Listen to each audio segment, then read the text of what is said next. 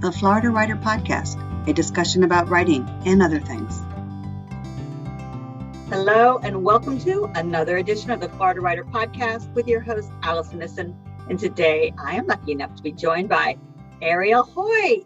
Arielle, could you please give us a 60-second elevator pitch about who you are, what you write, and what you publish? Absolutely. So I am an author, an editor, a speaker, and I own a small press called Orange Blossom Publishing. As far as writing, I focus on children's picture books. I used to do a variety of things like fantasy and memoir. And recently in the past, maybe like year, I've just kind of pared things down to doing children's picture books. That's where my heart lies. I used to be a teacher. I also own a small press where we publish books about love, humor, and wellness for women and children. So I publish middle grade, young adult, and adult books that mostly appeal to women. They don't necessarily have to, but they mostly do. And I have I think I'm up to 23 authors signed for books coming out. And it's been really exciting. The press is growing and I'm still writing and I get to wear both hats. So it's a lot of fun. I know, just because I follow you on social media, that you have a new book out. The artwork looks absolutely adorable. Can you tell me about that story?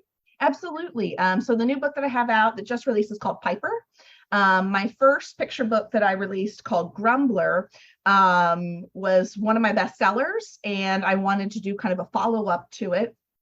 In Grumbler, it's a grumpy character who gets love stuck to him, and he has to try to get rid of it, and he finds out that when you give love away, you just keep getting it back.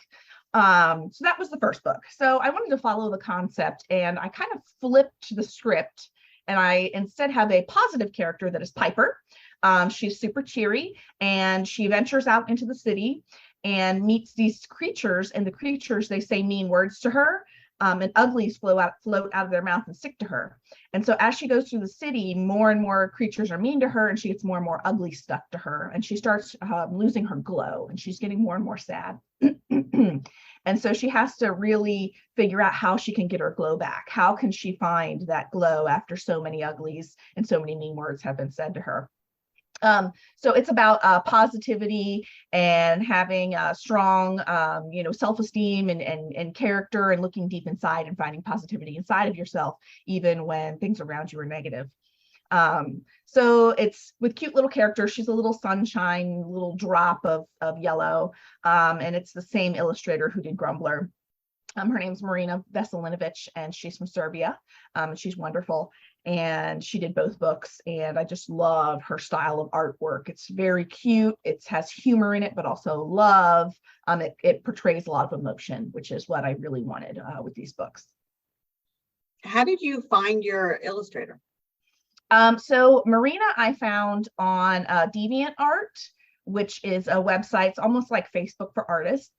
Now currently, illustrators I find usually are on Instagram. There's so many illustrators on Instagram, and you can follow accounts that share children's art from all different kinds of illustrators. They'll do like a new illustrator each day. And that way you can see the variety of styles, and you can figure out which styles you like, and then follow their Instagram accounts and reach out to them. So I recommend Instagram, like the number one place to find illustrators. Also, Behance is another good place. Is also a website similar to DeviantArt, but kind of more like Upwork, where you can get freelancers on Behance, and you can contract with them for any freelance job. So those are my recommendations for finding illustrators. And what is it like? Okay, I'm going to go, like, you decided one day, you know what, I'm going to operate my own publishing press. Yes. How did you get started? How did you sign your first client? And tell me, the journey that you've been on. Well, I it started, I knew that I wanted to indie because I wanted to be able to work with different creatives. I had two ideas come to me at the same time. One was the picture book Grumbler, and the other one was for a non-fiction anthology series called How I Met My Other. And I've made 3 of those now. And I just loved working with creatives. So I knew I wanted to indie. And what I did is I started the press, and I started out with stuff that I was in and that I was doing. So picture books that I was the author, anthologies where I was the editor and that also had a story in the book. I knew that I wanted to get to the point where I would publish other people's books. I kind of fell in love with the publishing element. I really enjoy it. I love the behind the scenes. I love marketing. I love, figuring out distribution. I love all, brainstorming with authors on different events and things to do. And I wanted to wait until I had my marketing basis kind of set up a bit and I learned more about the marketplace. So I waited a few years, and then I decided, okay, let me start out with someone that I know, an established author. And this was a book that I had edited. It was called Mass by Kristen Durfee. And because it crosses 2 genres, it has spiritual elements in it, but it is not an inspirational book. She was having a hard time finding someone publishing it. And I thought, I love this book and it needs to be in the world. Even though it's going to be a challenge to market and sell. So I approached her and asked if I could publish the book for her, which she was excited about. And we, drew up a contract, and she was my first one. And I was really excited. Things went well. The book ended up winning a Gold Royal Palm Literary Award for YA. Then I also approached, I have a journal series, and I approached Carrie Evelyn, who's also a member, about doing a spiritual journal, a faith-based journal, because that wasn't a particular strength of mine, but I knew it was something that I wanted to put out there. And so she did it for me, and I really enjoyed working with her. And then I said, okay, I'm gonna go ahead and open up for outside submissions for people that I don't know. Now that I've practiced with 2 people, let me open it up. And I was not ready for what happened at all. Apparently I did a good job establishing my marketing because when I opened up, I almost immediately got 100 submissions, like within the first week. And so it was really overwhelming. And I just had to throw myself into it. I had to throw myself into reading, these full requests. I had to figure out which one would market well, which one did I really feel passionate about? Because for me, I'm the editor and I do a lot. I'm very hands-on with the book. So I really have to like it in order for me to have to read it, over and over again and work on it. So it grew from there, and I started getting more and more submissions in, and there have been some shifts in the industry. There's been a lot of downsizing and a lot of different groups, different publishing houses that are coming together and merging. And so the downside of that is that there seem to be less opportunities with big publishing houses. The upside for me is I started getting in really great quality content because there were people who couldn't get in with the big houses because of all this change in the industry, but then they came to me. And so I have these like established authors and people who've been agented before. And I do have 2 authors who are agented that I've signed, and different, just people who've won awards, people who, and just really high quality stuff that was coming in. And it's been really exciting. And I'm, doing my best and rolling through and going through the process with each book now. So that's kind of how it grew. You take submissions. What makes a submission stand out? That is a great question. The first thing honestly that makes me say, oh, okay, great, is if they follow the submission guidelines. And that's one of those things that it's really, it sounds basic, but people just don't do it. I request something really, really simple. And this is a little pet peeve of mine. I ask that you put the genre in next to the title, so I know what it is. So middle grade fantasy, title of the book. just so when I'm scanning through, it just helps me. And a lot of people don't do it. And it just really annoys me because then I have to go into the query, figure out what it is. And it's not as easy. And that's in the submission requirements. Just put that little word in there, that little genre. So for me, that's the first thing, is following submission requirements. The number one thing that stands out to me is voice. I'm not trying to sound arrogant or anything, but I can help you edit in anything, just about anything else. If there's a plot hole, we can fix it. If your character's not likable, we can fix it. If you're not the best with conventions, we can fix it. If you don't have voice, that's not something that I can fix. That's not something that I can teach. That's not something I can edit in, help you, and help you with your manuscript.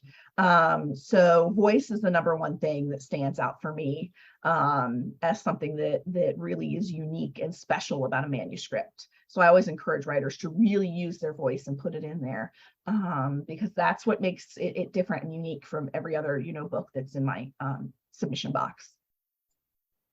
And what's it like if somebody actually signs with you? What's the whole process? Yeah, so the first thing I do is I usually send a blank contract over just to let the person look at it, to see if they have questions, just to see how I operate, and let them review it first and ask questions. And then once they decide that they're comfortable with the contract or they want to talk about something in the contract, once we finalize everything, then they sign the contract. And then they get added to the website and we make an announcement that we've added them, which is fun. Everybody likes that. And then on occasion, we'll do a publisher's marketplace announcement. It just kind of depends on what it is. And then the next thing we do is we have a meeting where we get together and talk about timelines, because for me, it's a partnership. It's not the author all on their own doing marketing. It's not me all on my own doing marketing. We are partners in this together. This book is now our baby. And so I want to work with you and start talking with you and say, okay, here's where we're going to go through editing. Here's when we're going to get the cover. Here's when we're going to do this, and this. And then that way it's all lined up and the author knows what to expect. And it's a good start for a nice, positive working relationship.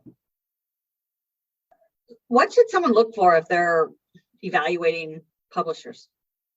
That's a very good question. The very first thing you want to look for is for the flow of money. If you are paying to publish, the money is supposed to flow to the author, not the author to the press. So avoid presses that have you pay to publish, because that's a vanity press. Now, I want to say some people, that's their preference. They just that's what they want to do. They want to get their book out there. They want to pay someone to do each step and not worry about it. And that's totally fine. But just know that that is considered a vanity press or author services. You want to try to aim for a press that is where the money flows to the author.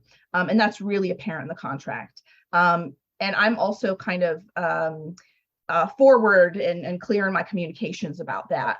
I have it on my website. This is not author services. This is traditional publishing. So you want to look for that. You want to look for if they are, who have they already signed? Do they have people that they already have listed? Is there a way to reach out to those people? Could you, click on and see, hey, let me go reach out to author A and see what their experience has been like. Can you reach out to other authors about the press? Also, is the press recognized in some way by some sort of, third-party entity? So personally, I am in CLMP, which is the Community of Literary Magazines and Presses, and you have to be vetted in order to get into that organization to show that you are a traditional press. So you can see, are they in any kind of organization? Are they recognized by someone? See if there's anything like that. They have any kind of credentials to help, kind of make sure that they are a legitimate press and they're not someone who's going to, try to cheat you out of anything, which unfortunately happens. You sign an author, you go through the editing process, which I think is awesome. You do it as well. Do you have another editor another set of eyes that goes through it? Yes. So I have separate editors. It depends on the book, and also depends on how much time we have. There's one book that we are doing a rapid, oh my goodness gracious. It's called Only Una. It's about Una O'Neill Chaplin, the wife of Charlie Chaplin. And I must be crazy, but I agreed to publish it within 6 months. And the reason is there's a movie coming out in January with Brad Pitt. And it's about Charlie Chaplin. And so we want to get the book out. We're gonna release it 2 days before the movie. So that's the goal.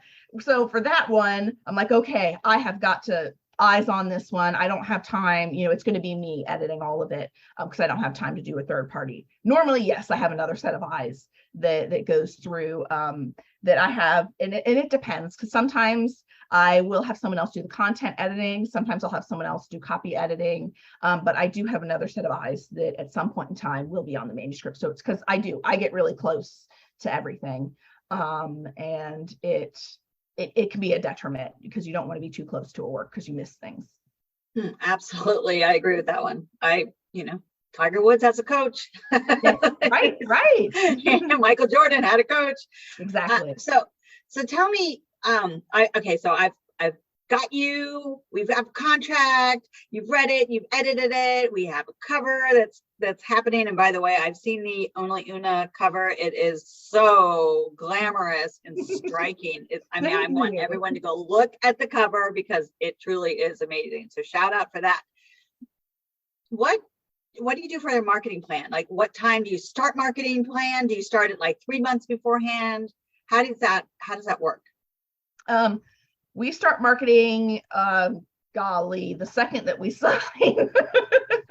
We start talking. I put the book description up on the website. We start planning. I get my authors. I say, okay, you need to start your newsletter a year before release, because usually I sign a year, at least a year, usually a little bit longer, and say, okay, at the year mark, you need to get your newsletter going. Because the longer that you have to have your newsletter, the longer that you have to build your audience. And I talk about websites. I'll go look at their websites and give tips for, like, okay, you can improve this here, improve that there. Hey, add a pop-up for your newsletter, or maybe you should add a blog or something. So we kind of start right away. And what I like to do is I like to tailor marketing to not only each book, but each author. So first off, I tailor marketing based on genre, and do like what I do different types of marketing strategies for the children's books than I do for the adult books. And then I work with the author because I want to work with their strengths and what they're comfortable with. Because if you are marketing and you're, enjoying it, you're going to do it more, rather than if it's like pulling teeth. It kind of comes through sometimes.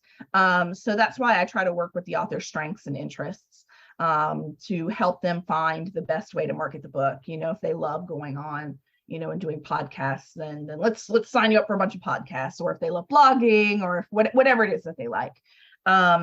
So I try to individualize marketing as much as I can. But that being said, I also have a standard protocol as far as with every book. Okay, this is when we do our cover release. This is when we do our advanced copies. This is when, okay, we need to send it out to, Kirkus, or put it on NetGalley, or Edelweiss, or something like that. And I have a timeline, a standard timeline for all books, while still being able to individualize, if that makes sense. I love how you hold the hands of the authors.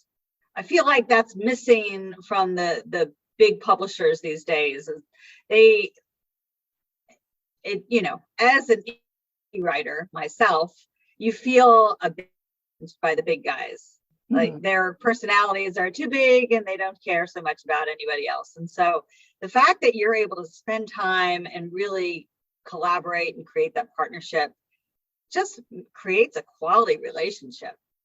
Right. And I think it helps make a better book, and it helps sell more books. And that's the joy for me, is working together with the authors. I end up becoming friends with the authors. So it's wonderful. And I just feel like it really shows through in the final product. Wow. Thank you so much for sharing all that wonderful information. Arielle Haughee, how could people get in touch with you? So my website is orangeblossomBooks.com.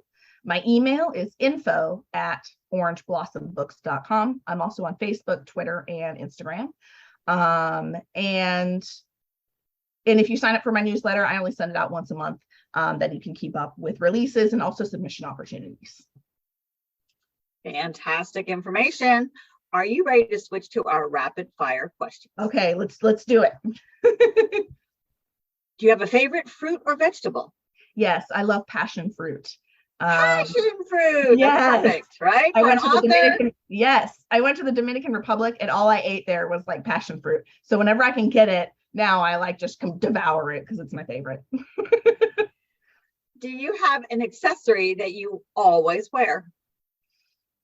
I have kind of a joke that, it doesn't really matter how messy your hair is or if you don't have makeup on. If you have dangly earrings, it's like you're put together. So dangly earrings are one of my go-tos.